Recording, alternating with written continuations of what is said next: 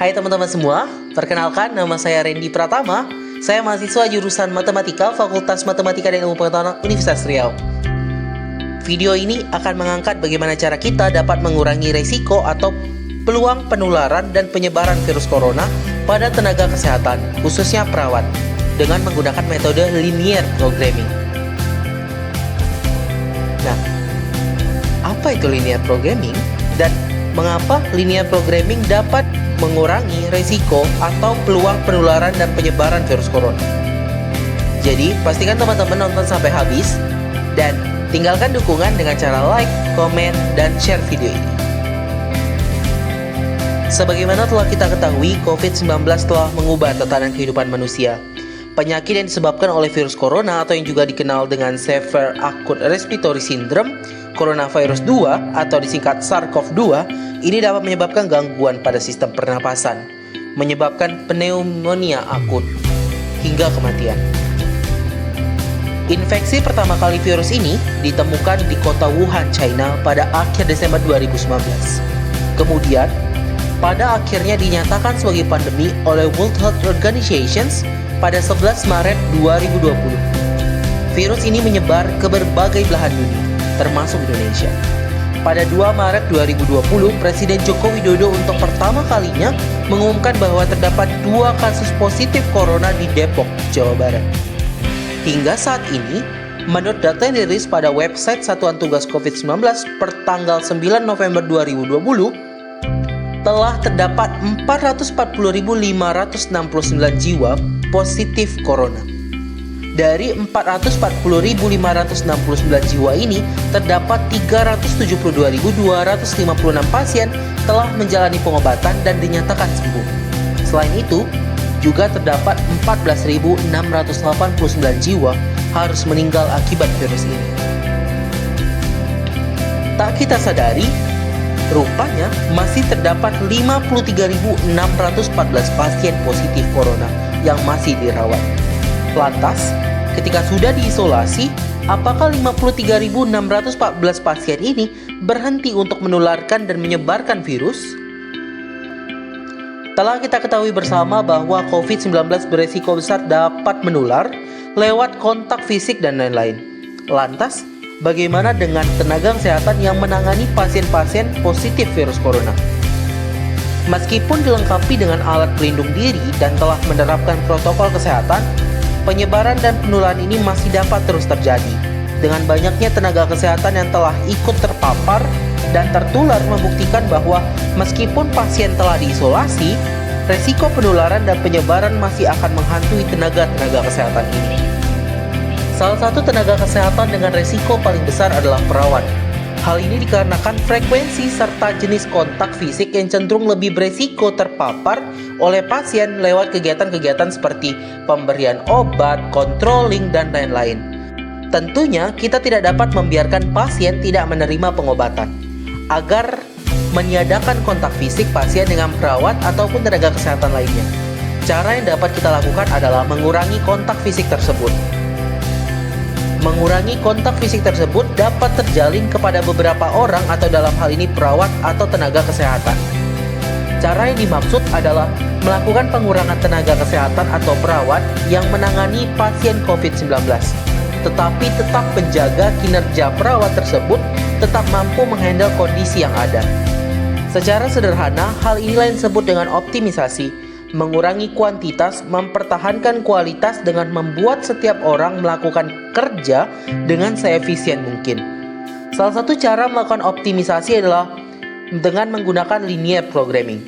Linear programming atau yang biasa kita kenal dengan program linear adalah cara untuk memperoleh hasil optimal dari suatu model matematika yang disusun dari hubungan linear. Contoh program linear yang pastinya telah kita temukan adalah optimisasi pendapatan dengan melakukan penjualan beberapa produk dengan jumlah tertentu dengan sumber daya yang terbatas. Dikarenakan keterbatasan waktu dalam membuat video, maka seluruh data yang digunakan didapat dari jurnal yang berjudul Optimisasi Penjadwalan Jumlah Perawat dengan menggunakan Linear Programming oleh Mustika Widyaningsih, mahasiswa Fakultas Ekonomi Bisnis Universitas 11 Maret.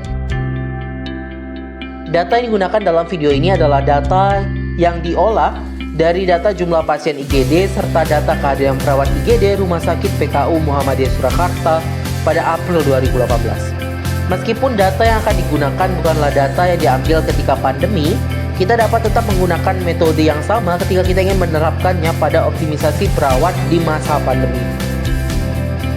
Komponen-komponen yang dibutuhkan dalam proses optimisasi ini adalah: pertama, rata-rata jumlah pasien IGD. Kedua, total jumlah perawat IGD. Ketiga, jumlah perawat IGD yang bertugas. Keempat, jumlah hari kerja dan hari libur dalam satu periode penjadwalan. Dari data yang dikumpulkan di Rumah Sakit PKU Muhammadiyah Surakarta, jumlah perawat IGD adalah sebanyak 27 orang, di mana setiap perawat diberikan 6 hari kerja dan 2 hari libur dalam satu periode penjadwalan.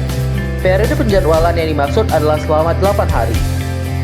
Rumah Sakit PKU Muhammadiyah Surakarta membuat kebijakan bahwa setiap harinya minimal ada sejumlah X dikali jumlah pasien hari tersebut dibagi dengan Y.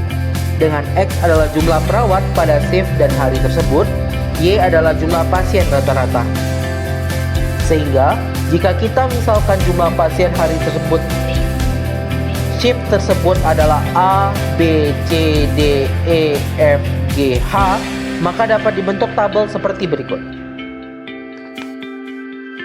Selanjutnya, dengan mengingat bahwa perawat mendapatkan 2 hari libur dan 6 hari kerja, maka kita dapat membuat tabel berikut dengan XN menunjukkan jumlah pekerja yang bekerja di hari ke-N.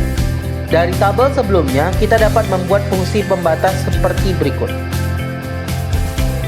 Selanjutnya, perlu diketahui, Rumah Sakit PKU Muhammadiyah Surakarta memberlakukan sistem shift seperti berikut. Sistem shift yang diberlakukan menggunakan sistem rotasi sehingga tidak mempengaruhi proses optimisasi.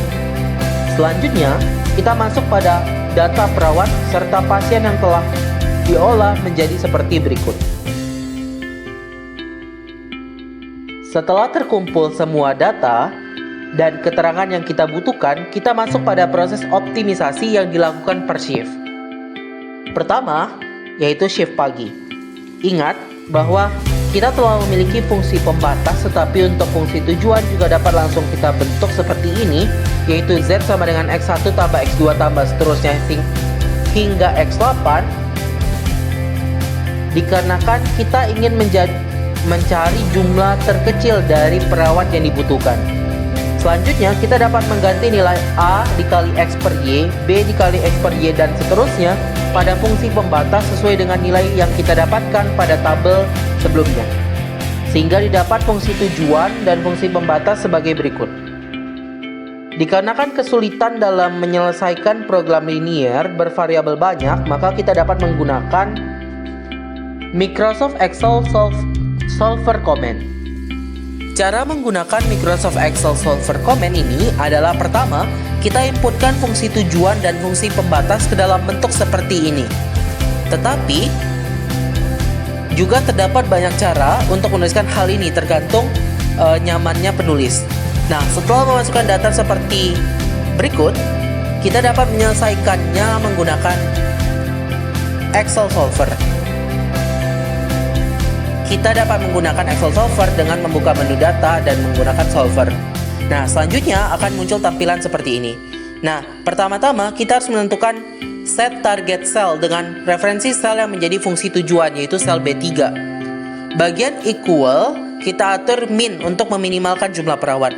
Selanjutnya, memasukkan sel yang menjadi variabel keputusan pada by changing cell, yaitu B2 sampai I2, dan memasukkan sel yang menjadi batasan pada subject to the constraint, yaitu J6 sampai J13 lebih besar sama dengan L6 kurang L13.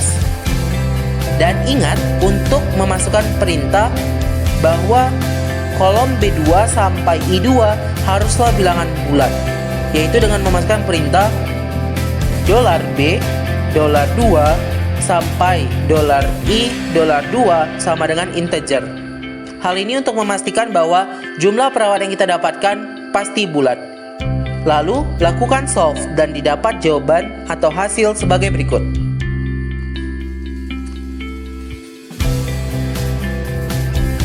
Sehingga dapat ditarik kesimpulan bahwa Jumlah kebutuhan perawat pada shift pagi pada IGD Rumah Sakit PKU Muhammadiyah Surakarta ada 8 orang, dengan 2 perawat yang mulai bekerja di hari pertama, 1 perawat yang mulai bekerja di hari ketiga, 1 perawat yang mulai bekerja di hari keempat, 1 perawat yang mulai bekerja di hari kelima, 2 perawat yang mulai bekerja di hari ketujuh, dan 1 orang perawat di hari ke-8. Pada hari kedua dan ke-6 tidak ada yang mulai bekerja pada shift pagi, namun bukan berarti akan terjadi kekosongan. Dengan sistem rolling yang diterapkan oleh Rumah Sakit PKU Muhammadiyah Surakarta, maka akan selalu terdapat perawat yang bekerja. Nah, setelah membahas shift pagi, shift siang, dan shift malam dilakukan dengan cara yang sama, sehingga dapat ditentukan bagaimana kita dapat mengoptimalkan kinerja perawat IGD di Rumah Sakit PKU Muhammadiyah Surakarta. Kita dapat menerapkan metode yang sama untuk mengoptimalkan jumlah perawat yang dibutuhkan di instalasi khusus COVID-19 dengan menyesuaikan data yang dibutuhkan dan kondisi batasan lainnya. Sekian yang dapat saya sampaikan. Akhir kata, semoga video ini dapat menjadi pemantik gelora semangat untuk terus berinovasi dan terus belajar. Terima kasih.